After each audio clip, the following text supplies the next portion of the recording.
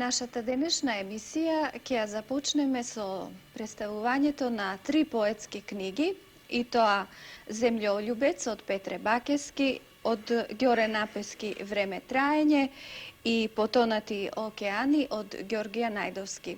Сите овие 3 книги ги издаде издавачкото предпријатие Култура.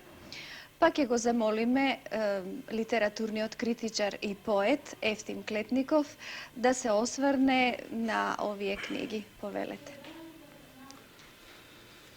Втората книга Земјолюбец на Петре Бакески се појави 3 години после неговата Пат до летото, што ја издаде студентски збор.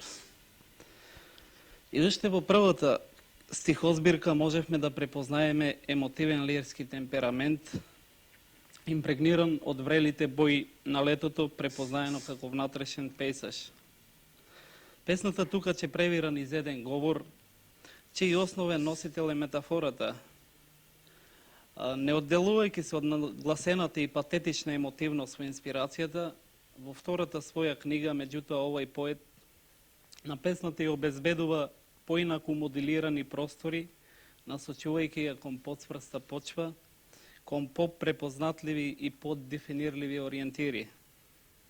Таа сега е екзистенцијално обоена. На тој начин нејзиниот свет сега е повидлив, опфатлив во светот на поетот, сврсто сврзан со животот и земјата. Земјата во книгата е символ кој на еден подиректен начин го еманира животот и судбинското. Тој е лајтмотивот врз кој е концентрирана инспирацијата.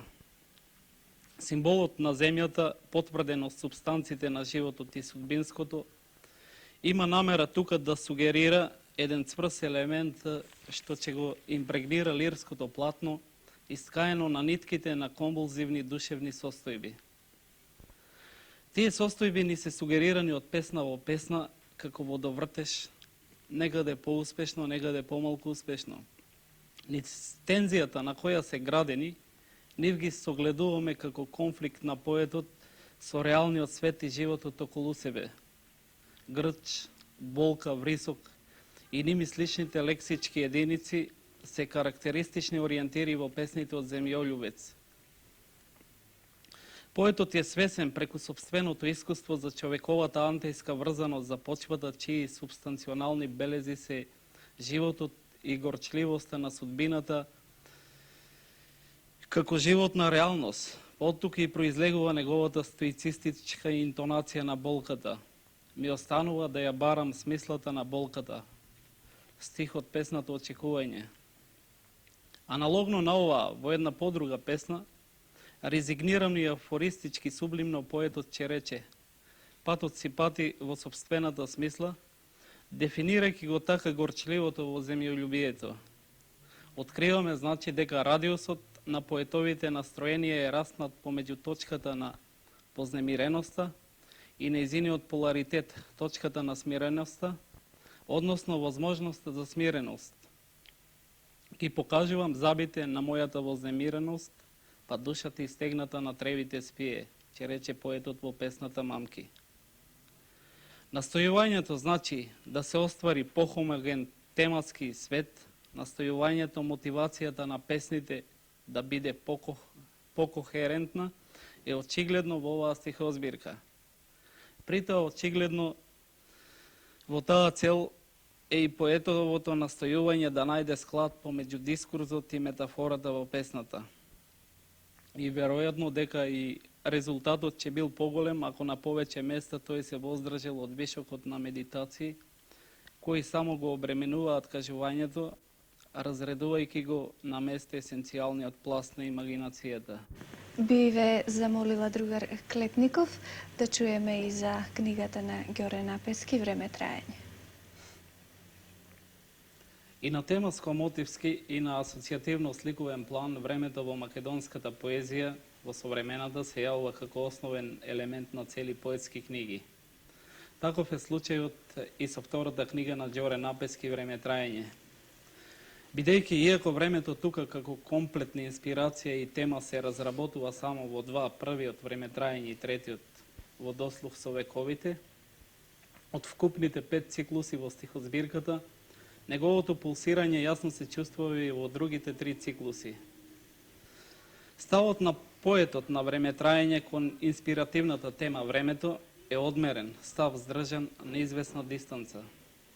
Иако на известни места провејува емотивен лирски трепет и неспокој, во поетовата задлабоченост на тој поим преовладува класичен тип на обсервација. Неговиот лирски став кон времето е став на медитација. Веднаш уште на почетокот од книгата, првата песна низ прашална форма го фиксира таквиот став, чиј акцент е ставен врз смислата на траењето како квалитативна субстанца на поимот време. Сублиматот времетраење представува само потспрсто дефиниран однос кон езотеричниот поим време.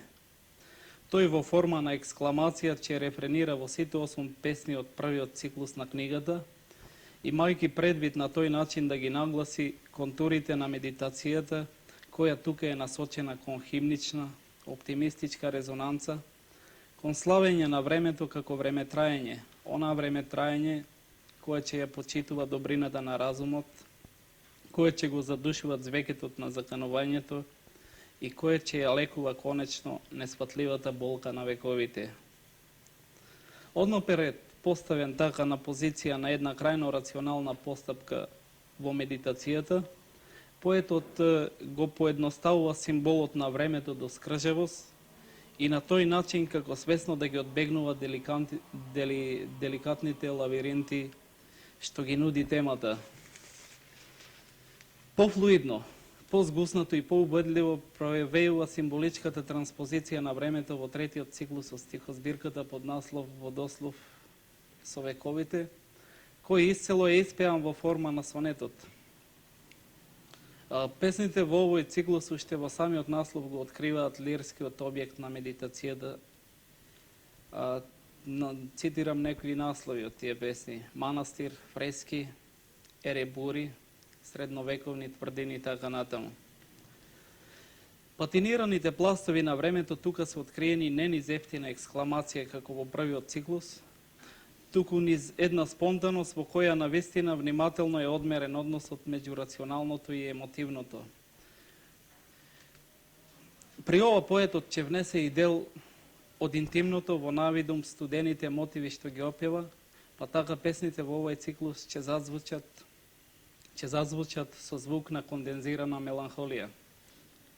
Во другите три циклуси на стихозбирката под наслов Гори шумата, Метаморфози и Води, времето го чувствуваме како поиндиректна сугестија преку таквите символички гами како што се трагата, сребрениот прав на збегот и така натаму.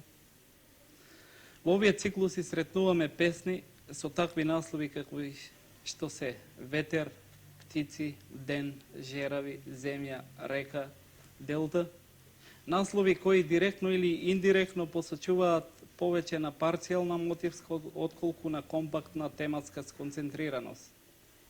Поетот во нив трага по најдобар асоцијативен еквивалент за селектираните поеми. Лирската кондензација не е на сите места еднакво успешна, но главно е што поетот успел да ја одбегне баналната шема на асоцирање, што се јавува при оперирањето со таквите и ними сличните поими и символи, кои неретко во многу стихозбирки кај нас имаат повеќе статичен, реквизитски отколку функционален карактер. Но ние категорички ќе го дадеме гласот за последниот циклус во стихозбирката под наслов Води, кој без друго е најуспешен. Имено овој циклус со песните Копно среде море, Пени, Бродови, Палма, Архипелаг и Вода се издвојува од другите циклуси по хомогеноста на снагата, на чистата лирска сугестија што струи од песните. Осаменоста и неизвестноста, огромноста на просторот, паскаловски интониран, тие простори ме застрашуваат, а со тоа и на времето во кое битието на човекот е изгубено. Тоа се темите кои во овој циклус нашле сосема чиста и модерна лирска трансформација, преку ненаметлив и повеќеслоен говор на имагинацијата, па со право зажалуваме што таквата атмосфера не е присутна во целата книга. Песните од последниот циклус во времетраење имено добиваме впечаток како да представуваат нова лирска ориентација кај Ѓоре Напески, навраќање кон чистиот извор на асоциациите, кој ја ослободува спонтаната песна, неоптоварена од шаблонот на медитативно-тематски концепт на инспирацијата. И последната книга од овој поетски блок на Георгија Најдовски, Потонати океани. Потонати океани е трета поетска книга на овој поет и сега ние ќе ви прикажеме по една песна од сите овие три поетски книги. Воинствено допатував во спокој што се крева. Ниеден мирис, ниедна тревка не расте во врева. Се може во шарени стомни ко вода да мине. Зашто мојот пат, мојата влюбеност тивко гине. Изворите во една река фатени ми течат во очи. Не знам на какви сечила погледот ми се точи. Со жили издолжени врзувам сноп камења бели. Во мравкини светови најавувам походи смели. Што ќе биде, леле? Сонцето во килим ми мина. Порои, бразди, реки здивосани, жила ми се скина. Ке легнам во тие калиушта, смил што се згодил. О, се старе, се тресе. Овде сум се родил.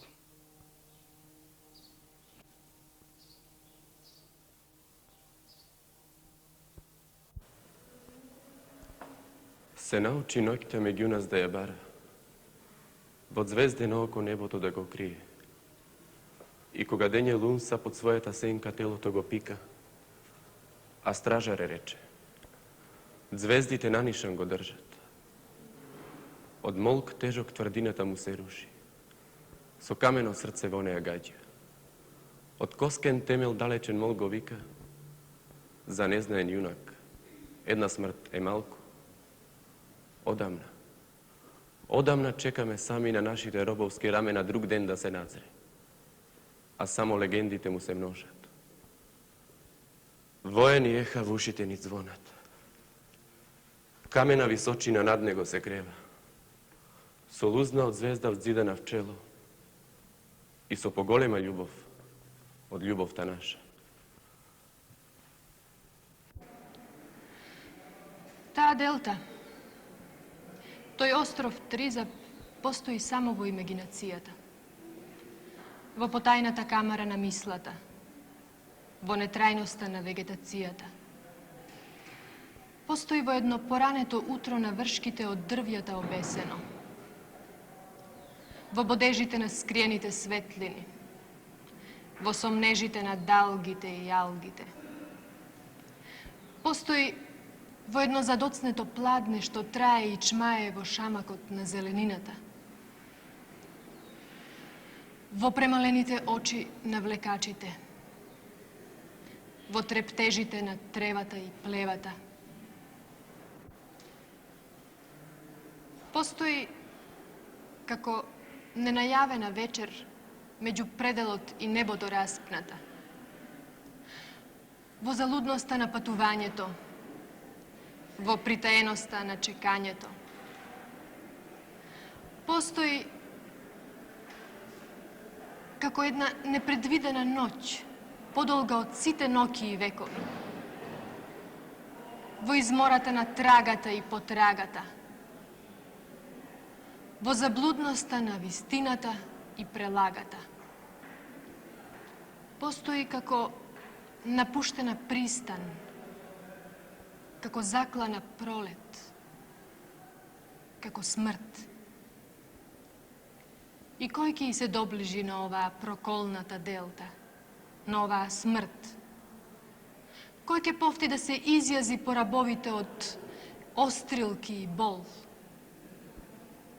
Во копнежот по неиспитаните примероци на флората и фауната, како прокоба демнат неизвестноста и стравот.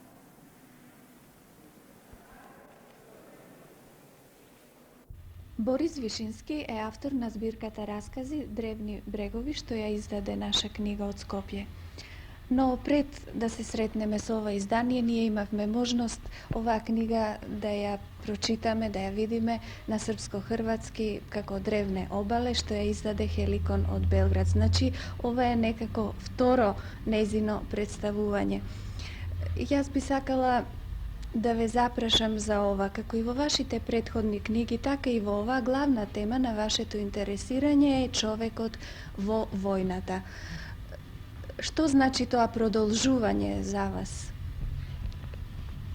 Војниот метеж со се она што го носи со себе остава траен белег кај сите оние што минале низ него, било како деца или како возрастни.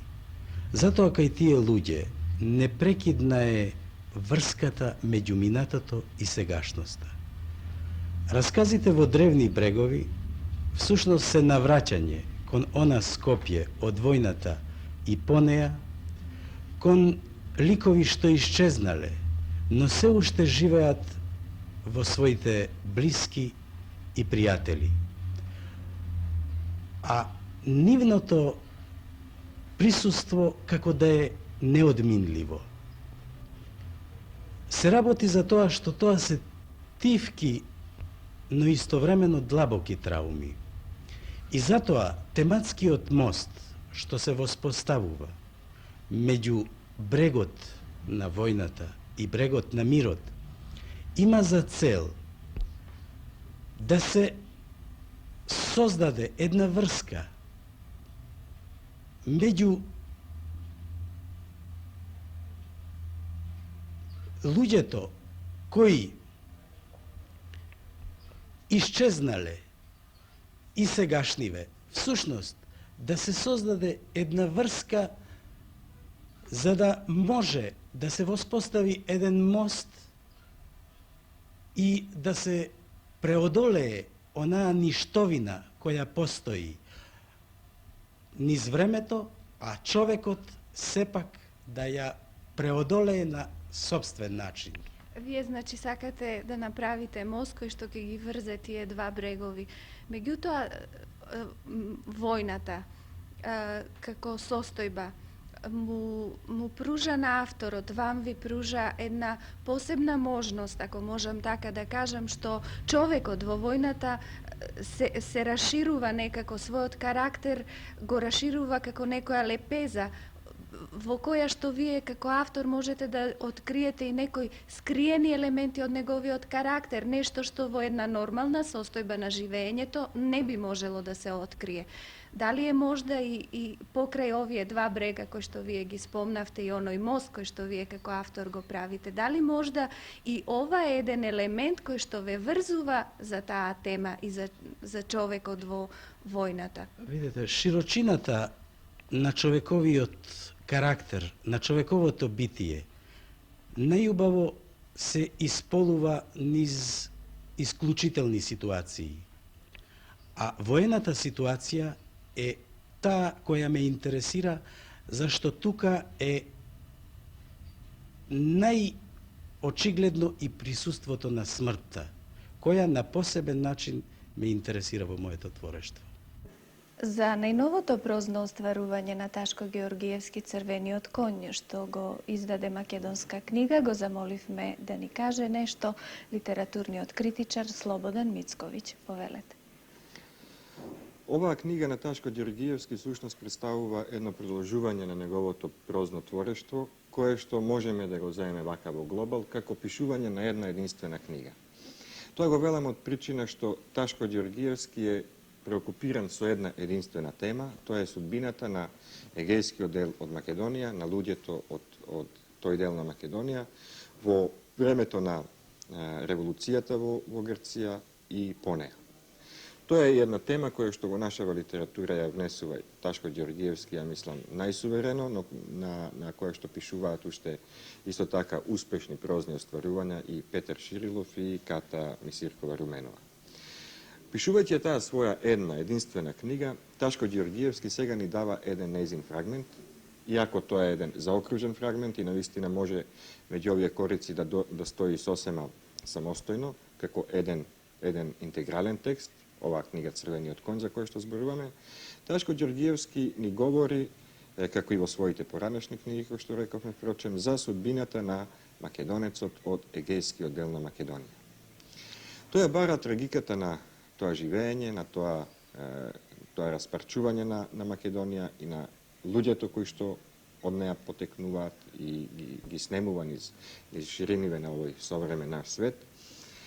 Зборува со еден јазик, јас ви потсетил на една книга која што излезе пред 10 години, тоа е Темни кажувања, книга во која што се бележени сеќавањата и патилата на старците од ова наша Македонија во време на турското робство. Значи, Ташко Ѓоргиевски зборува барем во првиот дел на Црвениот конј со еден таков јазик, со една таква интонација која што го доближува до една автентично, би рекол, автентично фолклорно, во најдобрата смисла на зборот кажување, така што ни се открива една судбина искажана во прво лице, тој Борис, тој паталец, луталец, тој човек што го загубил својот корен, ни го кажува својот живот и судбината собствена на тој црвен конј, кој што како еден символ трае во книгата и треба да означи една хипербола на едно ново време.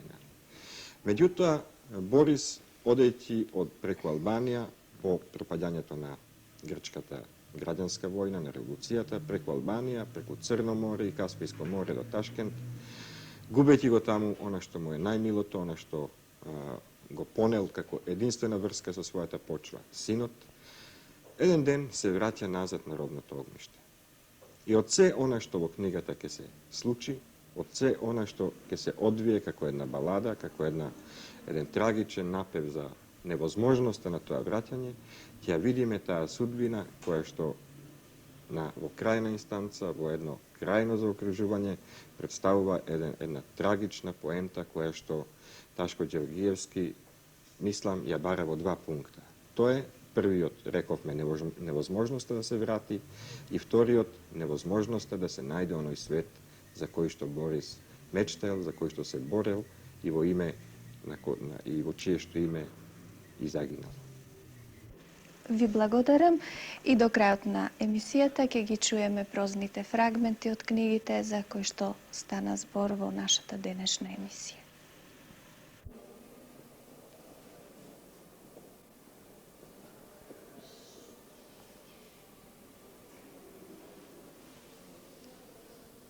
Местото каде што се наоѓа за неа беше мило, обвиено со сенка и полумрак под големата липа.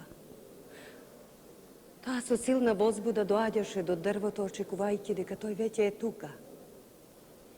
Извесно време стоеше на тротоарот, нервозна и вознемирена, гледајќи кон улицата по која Драган требаше да се појави со својот безгрижен, бавен чекор.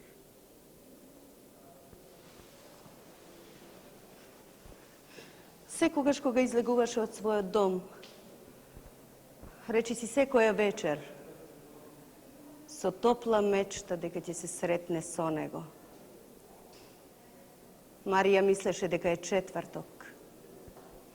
И таа, додека го чекаше, дури и кога се подготвуваше дома за средбава, никогаш, ни еден миг не се сомневаше во тоа дека денот е токму оној ден, четврток, кога пред пладнето сами се шетаа по паркот, а потоа се разделија и закажаа состанок за 6 часот навечер.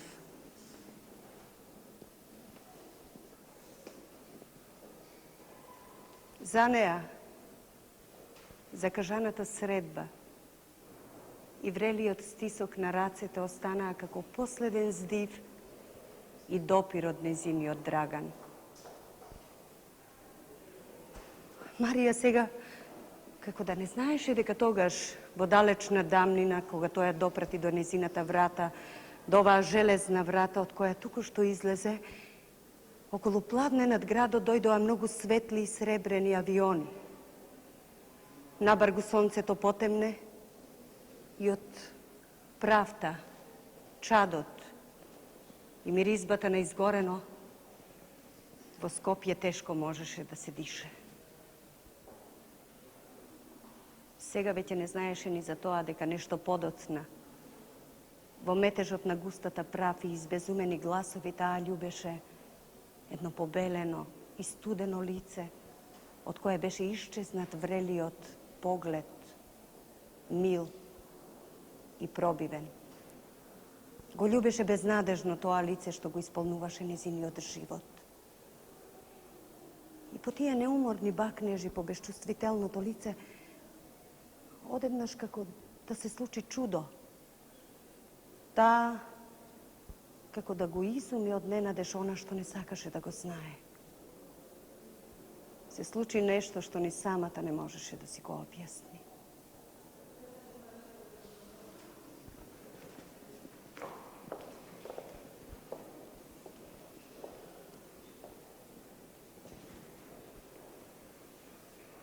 Во еден миг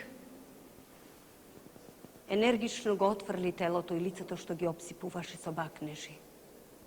Згадена ја избриша правта од малтер и со еден див, неприроден крик викна: зошто сум луда?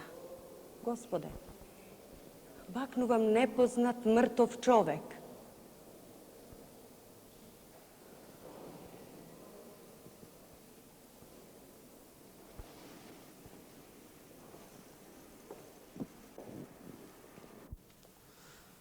Запаливме голем оган и седнавме околу него.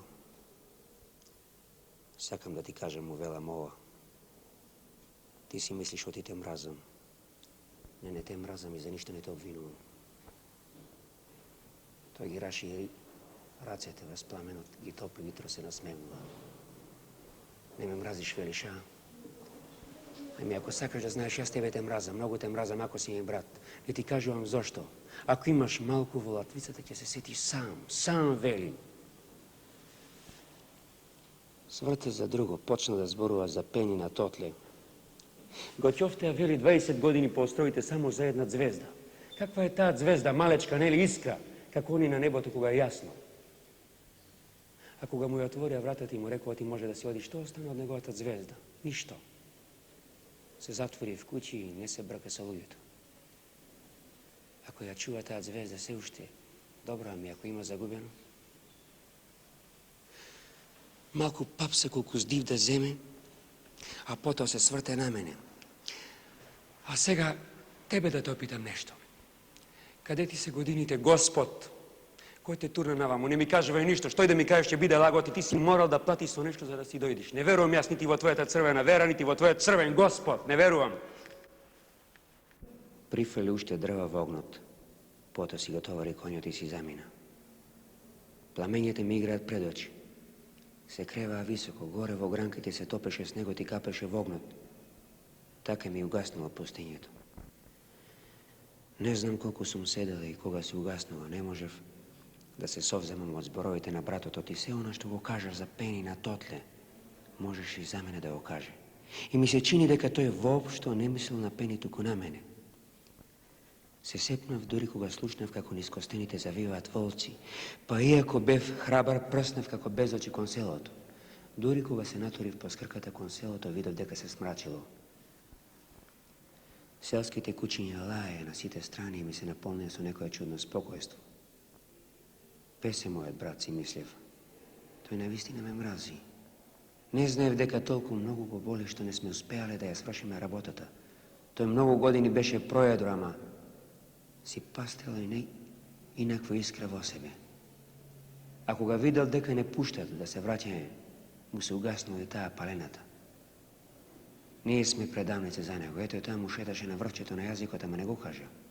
Вели, каде му е петокраката сега? Значи, мене ме прашуваше каде ми е црвената надеж, каде ми е црвениот Господ. Вели, ти немаш ни вера, ни Господ, штом си